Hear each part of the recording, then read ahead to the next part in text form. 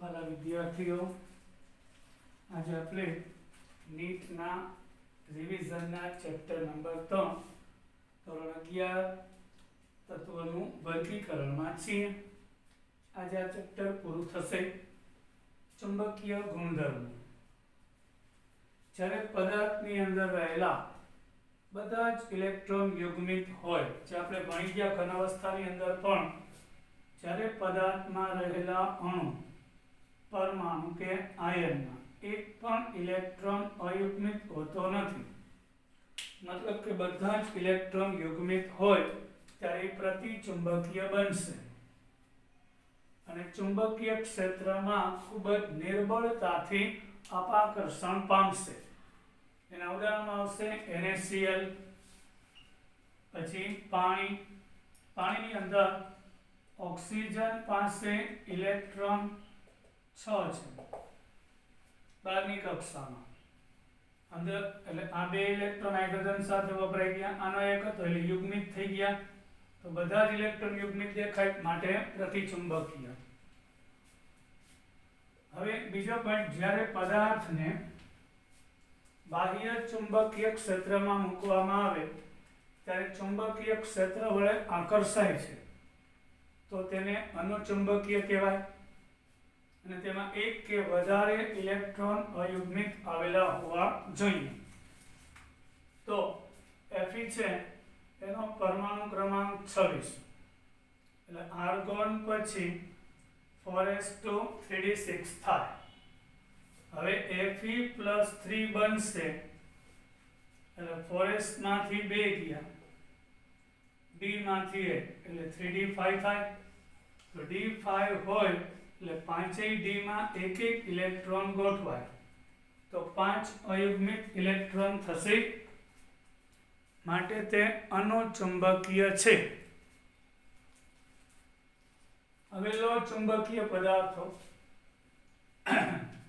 ચુંબકીય ક્ષેત્રની હાજરીમાં કે ગેરહાજરીમાં તે ચુંબક વડે આકર્ષાય એટલે એને લો ચુંબકીય કહેવાય. આયન. તો કયા પદાર્થમાંથી લો ચુંબક બનશે? હવે તમે કહે સાહેબ આ શું કરાવે છે? આમાંથી MCQ પૂછાઈ ગયા અને આજના લેક્ચરમાંથી તમે બધા ઘણા બધા પૂછાઈ ગયા.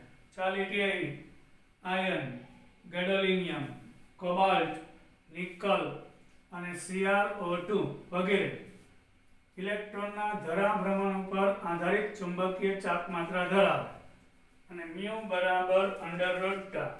√N (n+2) બોર મેગ્નેટોન વડે દર્શાવાય, જ્યાં n એટલે કે અયુગ્મિત ઇલેક્ટ્રોનની સંખ્યા થશે. તો એક બોર મેગ્નેટોન એટલે બીજું આ સૂત્ર છે. ઇલેક્ટ્રોનના બે પ્રકારના ભ્રમણ છોકરાઓ, એક એનું કક્ષકીય ભ્રમણ હોય, એની કક્ષામાં ફરતો હોય, અને બીજું એની ધરી ઉપર ફરતો હોય, એટલે બે પ્રકારના ભ્રમણ હોય છે. તો ઇલેક્ટ્રોન જ્યારે પોતાની ધરી ઉપર ફરતો હોય ત્યારે ધરાભ્રમણ આધારિત ચાપ માત્રા આ સૂત્ર ઉપરથી મળશે, જ્યાં n એટલે કે અયુગ્મિત ઇલેક્ટ્રોનની સંખ્યા થશે. એટલે અહીં આપણે કક્ષકીય ભ્રમણ આધારિત નહીં, માત્ર ધરાભ્રમણ આધારિત ચાપ માત્રા માપી શકાય. અને n એટલે અયુગ્મિત ઇલેક્ટ્રોનની સંખ્યા થશે. તો એક બોર મેગ્નેટોન આપણી બુકમાં બહુ ડિટેલમાં નથી, એટલે કહો EH/4πmc થાય. E એટલે ઇલેક્ટ્રોનનો વીજભાર, H પ્લાન્ક અચળાંક 4 અચળ, π 3.14, m ઇલેક્ટ્રોનનું દળ, c પ્રકાશનો વેગ. તો 9.27 ગુણ્યા 10⁻21 અર્ગ પ્રતિ ગૌસ, અથવા તો જૂલમાં 1 bm બરાબર આટલું થાય અર્ગ પ્રતિ ગૌસ, જે આપણે વ્યવહારમાં વપરાતો નથી એકમ ને જરૂર પણ નથી. આપણે આ યાદ રાખશું. અથવા 9.27 ગુણ્યા 10⁻24 આ સૂત્ર 1 bm ક્યાંથી આવ્યું સમજાવું છું. તમારે ખાલી આટલી જ વેલ્યુ યાદ રાખવાની રહેશે: 9.27 ગુણ્યા 10⁻24 એમ્પિયર ઇન્ટુ મીટર સ્ક્વેર, એટલે કે 1 મીટર સ્ક્વેરનો એરિયા હોય ક્ષેત્રફળ, અને 1 એમ્પિયરનો પ્રવાહ પસાર કરો ત્યારે જે ચુંબકીય ક્ષેત્ર પેદા થાય એને એક બોર મેગ્નેટોન કહેવાય. એટલે 9.27 ગુણ્યા 10⁻24 હોય છે. હવે નિષ્ક્રિય યુગ્મ અસર આમાં પોઈન્ટ છે. ઇનર્ટ પેરિફેક્ટર સમૂહ નંબર 13 થી 16 ના તત્વોમાં, હવે તમને યાદ હોય તો કોઈ પણ સમૂહમાં ઉપરથી નીચે જાઓ તો એની મહત્તમ ઓક્સિડેશન અવસ્થા કરતા નિમ્નતમ ઓક્સિડેશન અવસ્થામાં વધારો જોવા મળે છે અને સ્થાયીતા વધે. તેનું કારણ NH2 નું નિષ્ક્રિયપણું છે. એટલે NH2 એ અંદરની ભરાયેલી D અને F કક્ષકને કારણે નિષ્ક્રિયતા દર્શાવશે.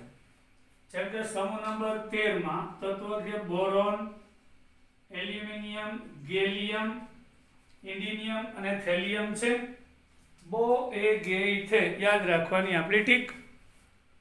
Boron, aluminium, gallium, indium, thallium. Boron 5 નંબર છે, 8 ઉમેરતા 13 થાય. 13 માં 18 ઉમેરતા 31 થાય. એમાં 18 ઉમેરતા 8 ઉમેરો 13, 18 પછી 18 ઉમેરો 49 અને 32 ઉમેરો એટલે 81. તો 81 નંબરનું જે થેલિયમ છે એની ઇલેક્ટ્રોન રચનાની વાત કરીએ તો અલગ. ઝેનોન 54, પછી 4f14, 5d10, 54 ને 10. અહીં બોરોન છે એટલે ઇલેક્ટ્રોન હિલિયમ પછી 2s2 2p1, અહીંયા 3s2 3p1, બારની કક્ષા જ લખું છું. 4s2 4p1, 5s2 5p1, તો અહીંયા 6s2 6p1 થાય. તો જો આ ઝેનોન સુધી ભરાઈ ગયા, 4f માં 14 ભરાઈ ગયા, 5d ના 10 ભરાઈ ગયા, 6s ના 2 અને 6p નો 1 વધ્યો થેલિયમમાં. 6s ના 2 અને 6p નો 1 એટલે કુલ 3 ઇલેક્ટ્રોન થયા. આ તો એકે બંધમાં વપરાવાળા જ નથી. એ અંદરની કક્ષા, બાહ્યતમ કક્ષા છઠ્ઠી થાય, એમાં ઇલેક્ટ્રોન 3 છે. તો થેલિયમ +3 મહત્તમ અને +1 ન્યૂનતમ. તો અહીંયા +3 કરતા +1 વધુ સ્થાયી છે. કારણ ઇનર્ટ પેરિફેક્ટ એટલે કે આ જે ભરાયેલા જે પટ્ટાઓ છે, તો અહીંયા જે 6s છે એટલે કે આ ભરાયેલી પટ્ટાઓને કારણે કેન્દ્રનું આકર્ષણને કારણે સંકોચન થાય એટલે નજીક આવી જાય. એટલે આ બે ભરાયેલા ઇલેક્ટ્રોન ઉપર આકર્ષણ વધી જાય અને અયુગ્મિક ઉપર આકર્ષણ ઓછું હોય. એટલે આ બે નિષ્ક્રિય હોય તે રીતે વર્તે એને નિષ્ક્રિય યુગ્મ અસર કહેવાય. એટલે ખાલી એક જ ઇલેક્ટ્રોન બંધમાં ભાગ લેશે એટલે થેલિયમનો સ્થાયી ઓક્સિડેશન આમ +1 છે. આમાંથી બે દૂર કરવા હોય, વધારે એની કારણે આપવી પડે ઉર્જા, તો વધારે ઉર્જા આપો તો તેની સ્થાયીતા ઘટી જાય. અને આ દરેક સમૂહમાં જોવા મળે એને આપણે નિષ્ક્રિય યુગ્મ અસર કહેવાય છે. તેનું કારણ NH2 નું નિષ્ક્રિય યુગ્મપણું એટલે NH2 એ અંદરની ભરાયેલી D અને F ના કારણે તેના પર નિષ્ક્રિયતા વધી જાય અને નિષ્ક્રિય યુગ્મ અસર કહેવાય. તો આવું સમૂહ 14 માં લેડમાં થાય છે. લેડની વાત કરીએ તો એની બાહ્યતમ કક્ષા NH2 Np2. તો આના 2 P ના 2 ઇલેક્ટ્રોન, S ના 2. તો આ યુગ્મિક ઇલેક્ટ્રોન પર અંદરના ભરાયેલા પટ્ટાઓને કારણે સંકોચનને કારણે આની ઉપર પણ આકર્ષણ વધે. એટલે આ યુગ્મ એટલે બેકી છે અને યુગ્મ નિષ્ક્રિય થઈ ગયો એટલે નિષ્ક્રિય યુગ્મ અસર. એટલે આમાંથી ઇલેક્ટ્રોન દૂર કરવો મુશ્કેલ થઈ જાય. એટલે લેડ +4 નહીં +2 અવસ્થામાં સ્થાયી હોય. આવું જ બિસ્મથમાં થાય છે. Nitrogen, phosphorus, arsenic, antimony, bismuth સમૂહ 15 એટલે બાહ્યતમ કક્ષાની રચનામાં 5 ઇલેક્ટ્રોન. તો હવે થાય શું છોકરાઓ ધ્યાન આપો, આમાંથી ને કાં 3 જાય ને કાં 2, પણ અહીંયા ભરાયેલા પટ્ટાઓ 4f 5d આ 6s2 6p2 છે, 6s2 6p3, તો 3 જાય તો +3, એટલે બિસ્મથ +3 હોય અને 5 જાય તો +5, પણ આ બે ઇલેક્ટ્રોન નિષ્ક્રિય થઈ જાય. અંદરની પેરને કારણે ભરાયેલા યુગ્મો કેન્દ્રનું આકર્ષણ વધી જાય એટલે 3 જ દૂર થાય, એટલે બિસ્મથ +5 નહીં +3, આને નિષ્ક્રિય યુગ્મ અસર કહેવાય છે. હવે આપણે વાત કરીએ, કોઈ પણ સંયોજન હોય તેની સ્થાયીતાને કેટલાક અસર કરતા પરિબળ હોય છે. સંયોજનમાં ઊંચી વિદ્યુત ઋણતાવાળા મધ્યસ્થ પરમાણુ હોવા જોઈએ, જેથી ઇલેક્ટ્રોન મધ્યસ્થ પરમાણુમાંથી ખાલી કક્ષકમાં જઈ શકે. સંક્રાંતિ કરીને મધ્યસ્થ પરમાણુમાં ખાલી કક્ષક હોય તો આ સંયોજનની સ્થાયીતા વધારે હોય. નિષ્ક્રિય યુગ્મ અસરને કારણે પણ સ્થાયીતા વધે છે. પછી યોગ્ય કદ ધન આયન અને ઋણ આયનનું હોવું જોઈએ તો એની સ્ટેબિલિટી વધે. એટલે કહેવાનો મતલબ કે જે બે પરમાણુ વચ્ચે બંધ રચાય છે એના કદનો તફાવત મોટો હોય તો એ સંયોજન સ્થાયી રહેતું નથી. NH3 માં નાઇટ્રોજન સાથે 3 હાઇડ્રોજન જોડાય છે. અહીંયા કદની વાત કરીશ, કક્ષકની. NCl3 બનશે, નાઇટ્રોજન સાથે 3 ક્લોરીન જોડાય. NH5 નહીં બને, કારણ કે નાઇટ્રોજન અને હાઇડ્રોજનના કદનો તફાવત મોટો છે, તો 5 ગોઠવી ના શકે. અને બીજું કારણ એ પણ છે, નાઇટ્રોજનમાં ડી કક્ષકનો અભાવ હોય છે, એટલે NH5 કે NCl5 શક્ય નથી.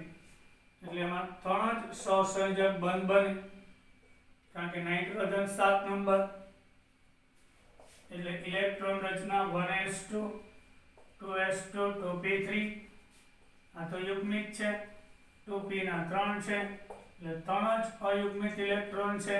ડી છે નહીં એટલે કૂદીને જાય, એટલે 3 અયુગ્મિક ઇલેક્ટ્રોનો ભાગીદારી કરે તો 5 બંધ ક્યાંથી બનશે? પછી PCl5 પાછું શક્ય છે, કારણ કે એમાં ડી કક્ષક હોય છે. PCl5 શક્ય છે કારણ કે ફોસ્ફરસ 15 નંબર, એટલે નિયોન 10 3s2 3p3, એટલે 3s માં 2 3p ના 3, એક ઇલેક્ટ્રોન 3d માં જશે, એટલે 5 અયુગ્મિક ઇલેક્ટ્રોન થઈ જશે. એટલે 5 ની ભાગીદારી કરીને NCl5 બને. પણ અહીંયા ડી કક્ષક છે, અહીંયા કદની વાત હતી. દરેક વસ્તુ ધ્યાનથી સાંભળજો. PCl5 શક્ય છે એનો આપણે એટલે ઘણા બધા કન્સેપ્ટ હોય છે. ફોસ્ફરસમાં ડી કક્ષક છે એટલે 5 બંધ બન્યા, ચલો બરાબર, પણ સામેનું તત્વ કયું છે એ પણ જોવું પડે. અહીં ક્લોરીન છે, કદમાં નાનો, અહીં બ્રોમિન છે, કદમાં મોટો, આયોડિન એનાથી મોટો, એટલે ફોસ્ફરસ અને બ્રોમિન એના કદનો તફાવત ખૂબ જ વધી જાય છે, એટલે એ શક્ય નથી. પછી pH3 શક્ય બને પણ pH5 શક્ય નથી. સેમ રીઝન, ફોસ્ફરસ નાનો, હાઇડ્રોજન નાનો, એટલે 3 બંધ બન્યા. ભલે 5 અયુગ્મિક થઈ શકે તો 5 હાઇડ્રોજનને આ નાના કદને કારણે આસપાસ સમાવી તો શકવું જોઈએ ને, એનો સમાવેશ થઈ શકે નહીં. પછી TiCl બને, PbCl2 બને, BiCl3 બને, અને એ બધા TiCl3 PbCl4 અને BiCl5 કરતા વધુ સ્થાયી. હમણાં કીધું થેલિયમની +3 કરતા +1 અવસ્થા સ્થાયી, લેડની +2 +4 કરતા સ્થાયી, બિસ્મથની +3 +5 કરતા સ્થાયી છે. હવે IF7 શક્ય છે પણ ICl7 શક્ય નથી. સેમ રીઝન, આયોડિન પાસે ચલો 7 અયુગ્મિક ઇલેક્ટ્રોન થઈ જાય છે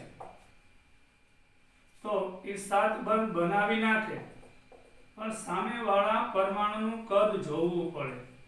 આયોડિન મોટો છે એટલે નાના કદના 7 ફ્લોરીનને આસપાસ ગોઠવી લેશે. પણ વિચારો અહીં ક્લોરીન મોટો છે, આવા મોટા કદના 7 ક્લોરીન કેમ ગોઠવી શકાય?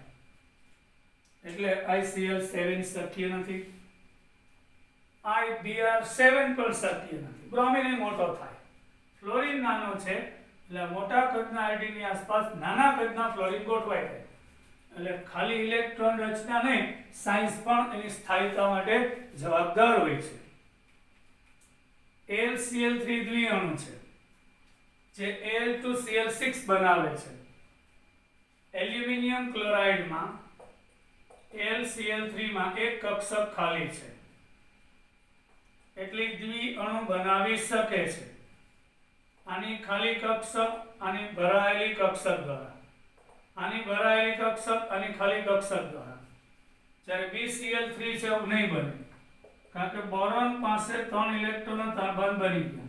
એના માટેનું કદ જવાબદાર છે કે બોરોનની આસપાસ 3 ક્લોરીન એટલા મોટા છે આની સાપેક્ષમાં કે એરેન્જ થઈ જાય પછી બીજી કોઈ શક્યતા રહેતી નથી.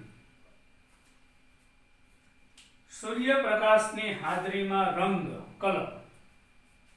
જ્યારે અણુ સૂર્યપ્રકાશમાંથી ઉર્જા મેળવે છે તો આપણે પ્રશ્ન થાય, અમુક અણુ છે રંગવિહીન છે, અમુક પદાર્થ રંગીન છે કે અણુ રંગીન હોય છે. એનું કારણ છે જ્યારે અણુ સૂર્યપ્રકાશમાંથી ઉર્જા મેળવે છે ત્યારે એની બાહ્યતમ કક્ષાના જે ઇલેક્ટ્રોન હોય એ ઉર્જા મેળવીને ઉત્તેજિત થાય છે, પણ ત્યાં તે લાંબો સમય રહી શકતા નથી. એટલે તરત જ તે ઉર્જા ગુમાવી અને મૂળ અવસ્થામાં પાછા ફરે છે અને તેના કારણે ચોક્કસ તરંગ લંબાઈ વાળી ઉર્જાનું ઉત્સર્જન કરે છે, યાની લ્યુમો સંક્રાંતિ કહેવાય છે. એટલે કે ઓછી ઉર્જા વાળી કક્ષામાંથી ઊંચી ઉર્જા વાળી કક્ષામાં સંક્રમણ છે. તો એના કારણે તો હેલોજન સમૂહ રંગીન છે. ફ્લોરિન પીળો રંગ આપે છે સૂર્યપ્રકાશની હાજરીમાં, અંધારામાં નહીં. ક્લોરીન લીલાશ પડતો પીળો રંગ આપે છે. જ્યારે બ્રોમિન છે, હજી એક ફ્લોરિન ક્લોરીન ઓરડાના તાપમાને વાયુ છે એટલે મેં ગેસ લખ્યું છે. બ્રોમિન છે એ ઓરડાના તાપમાને લિક્વિડ છે એટલે યાદ રાખજો તે પ્રવાહી હોય છે. તો ક્લોરીન પાણીમાં ઓગાળી દો પછી ક્લોરીનનું દ્રાવણ કહેવાય. તો બ્રોમિનને ના ઓગાળો તોય લિક્વિડ હોય. હવેની પરિસ્થિતિ મુજબ કાં તો લાલ, બદામી કે નારંગી હોય છે. પછી આયોડિન છે એ જાંબલી હોય છે. હવે ગ્રુપ નંબર 1 ના તત્વો એટલે બોલો, lithium, sodium, potassium, rubidium, caesium, francium. આ બધાને તમે એમોનિયામાં ઓગાળો છો ત્યારે તે બ્લુ રંગ આપે છે, વાદળી રંગ આપે છે. જ્યારે ગ્રુપ નંબર 2 ના તત્વો બેરિલિયમ, મેગ્નેશિયમ, કેલ્શિયમ, સ્ટ્રોન્શિયમ એ બધાને એમોનિયામાં ઉમેરો તો તે ઘેરો વાદળી રંગ આપે છે.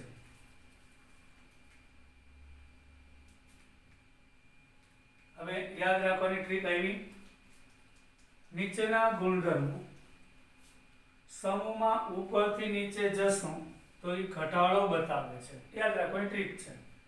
જ્યારે આવર્તમાં એટલે આજી લાઈન કરી છે, સમૂહમાં ઉપરથી નીચે ઘટશે. ત્યારે આવર્તમાં ડાબેથી જમણે જાઓ તો એ વધારો બતાવશે. આયનીકરણ એન્થાલ્પી, E ઇલેક્ટ્રોન બંધુતા. IE મતલબ આયનીકરણ એન્થાલ્પી, EA મતલબ કે ઇલેક્ટ્રોન બંધુતા.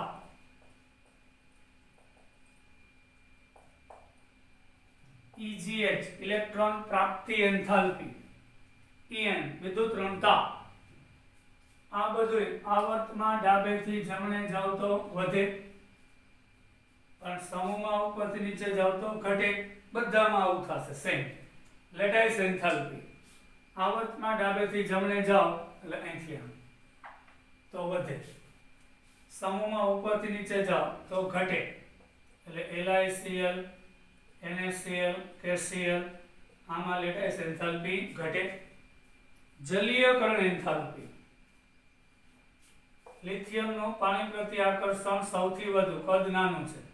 પછી સમૂહમાં ઉપરથી નીચે જાવ ને એટલે કદ વધે, પાણી પ્રત્યે આકર્ષણ ઘટે એટલે જલીયકરણ એન્થાલ્પી ઘટે. જ્યારે આવર્તમાં ડાબેથી જમણે જાઓ કદ ઘટે ઘટક કણોનું એટલે પાણી પ્રત્યે આકર્ષણ વધે એટલે જલીયકરણ એન્થાલ્પીમાં વધારો થાય. વીજભાર ઘનતા એટલે શું? તો કે આયનનો વીજભાર છેદમાં એનું કદ, તો એ વીજભાર ઘનતા એટલે કે વીજભારના છેદમાં કદનો ગુણોત્તર આવર્તમાં વધે, સમૂહમાં ઘટે. અધાતુપણાનું વલણ, સમૂહમાં ઉપરથી નીચે જાઓ એટલે દેખીતી વાત છે ધાતુપણાનું વલણ વધે. સીઝિયમ સૌથી વધુ મેટાલિક છે, ધાતુપણાનો ગુણ ધરાવે એટલે અધાતુપણાનો ગુણ ઘટ્યો. ત્યારે આવર્તમાં અધાતુપણાનું વલણ વધે. Lithium, beryllium, boron, carbon, nitrogen, oxygen, fluorine અધાતુપણાનો ગુણ વધે. ઓક્સાઇડનો એસિડિક સ્વભાવ, હા લિથિયમનો જે ઓક્સાઇડ હોય તો એનો એસિડિક સ્વભાવ એટલે કે આ બેઝિક છે. લિથિયમ મોનોક્સાઇડ થી સીઝિયમ જાવ ધાતુના ઓક્સાઇડ બેઝિક હોય તો આ બધું બેઝિક છે, એસિડિક સ્વભાવ ઓછો એમ. જ્યારે ક્લોરીનનો ઓક્સાઇડ લઈએ તો એ સૌથી વધુ એસિડિક છે. લિથિયમ ઓક્સાઇડ છે એ બેઝિક છે તો Cl2O7 એસિડિક છે એટલે આવર્તમાં એસિડિક સ્વભાવ વધે છે. એટલે બીજા કેટલા ગુણધર્મો છે તેમાં ઉપરથી નીચે જતા ઘટે છે અને આવર્તમાં ડાબેથી જમણે જતા અહીંયા વધે છે, ઉપરથી નીચે આવર્તમાં ઘટે છે. પરમાણુય ત્રિજ્યા, આવર્તમાં ડાબેથી જમણે જાઓ કદ ઘટે, ત્રિજ્યા ઘટે, પણ સમૂહમાં ઉપરથી નીચે જાઓ ત્રિજ્યા વધે. ધાત્વીય લક્ષણ, સમૂહમાં ઉપરથી નીચે જાઓ ધાતુપણાનું વલણ વધે, ઓક્સાઇડનો બેઝિક સ્વભાવ વધે.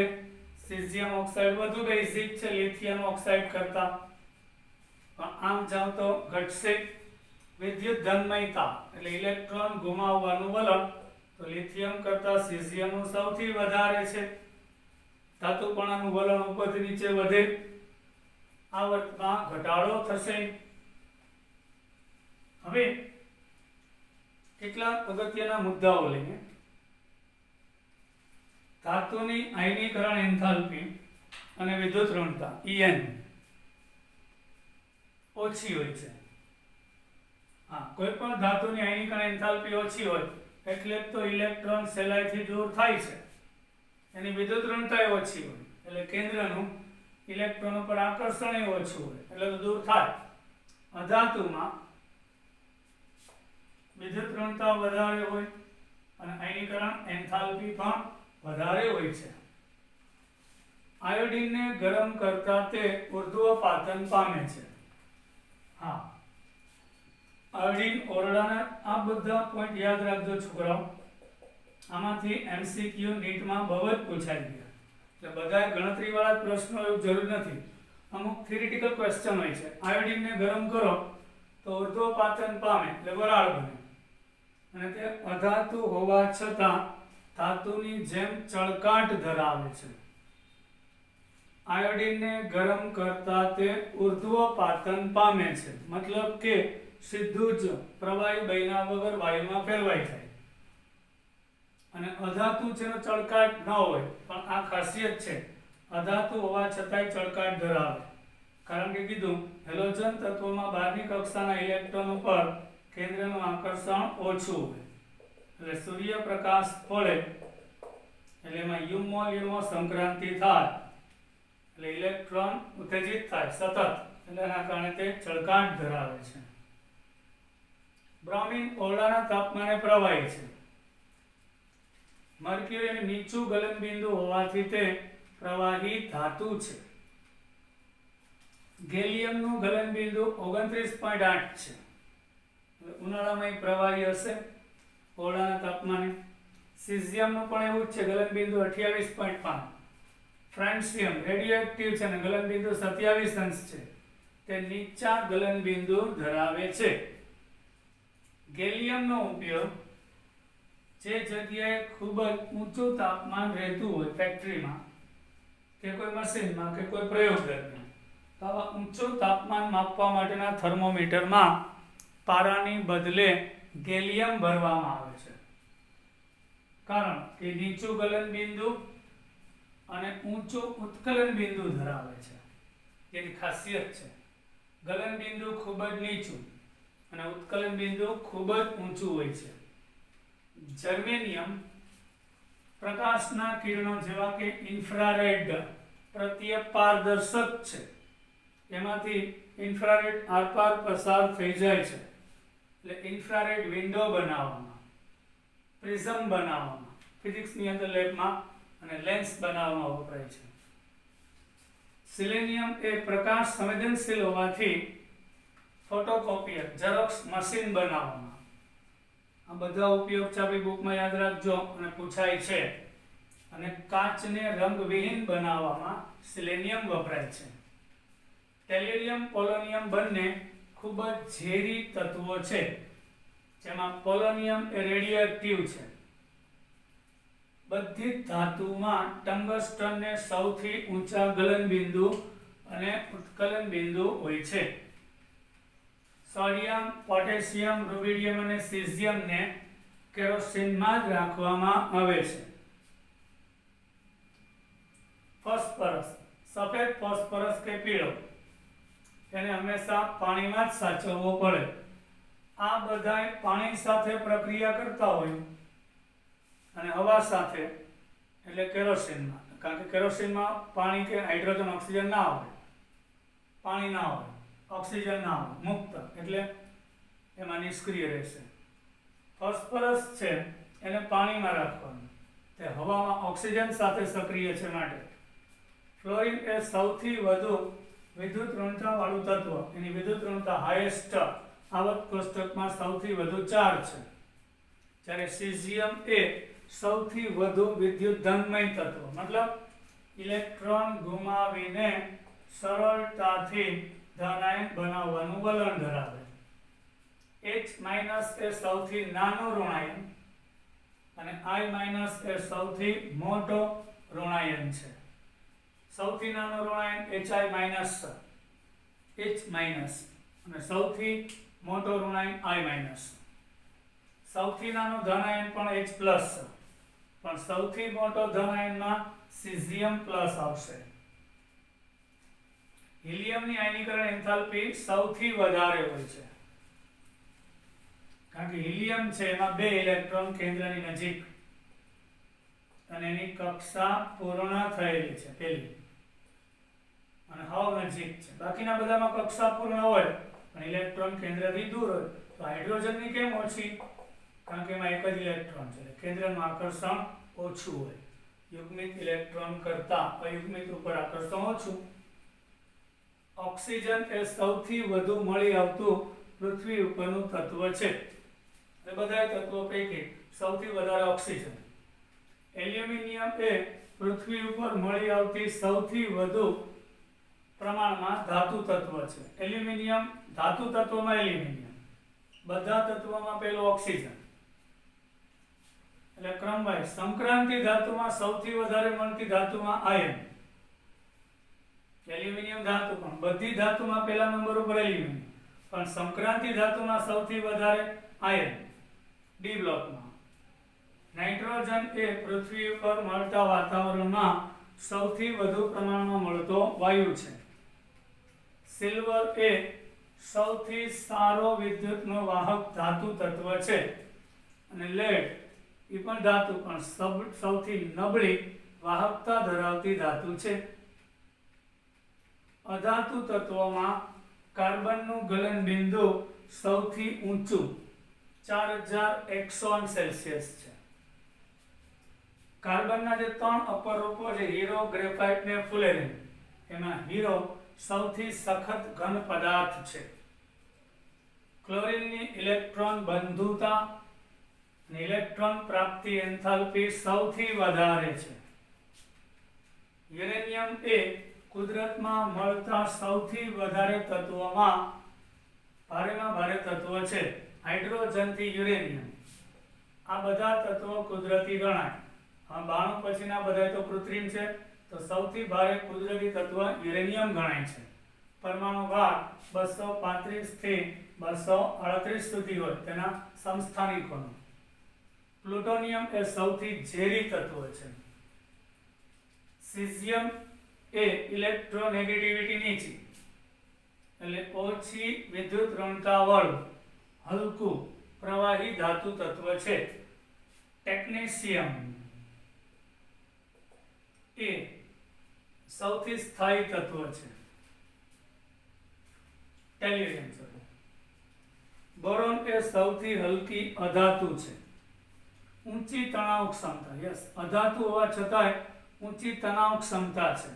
એટલે બોરોનની બહારની કક્ષાના જે 3 ઇલેક્ટ્રોન છે એ એકદમ નજીક છે. એટલે તમે સાંભળ્યું હશે બોરોન સ્ટીલ. બોરોન સ્ટીલ આવે છે એટલે વાહનની અંદર પતરા બનાવવામાં એકદમ મજબૂતાઈ માટે બોરોન સ્ટીલ વપરાય છે. ઊંચી તણાવ ક્ષમતા છે. એસિડ સલ્ફર એ અધાતુ તત્વ છે.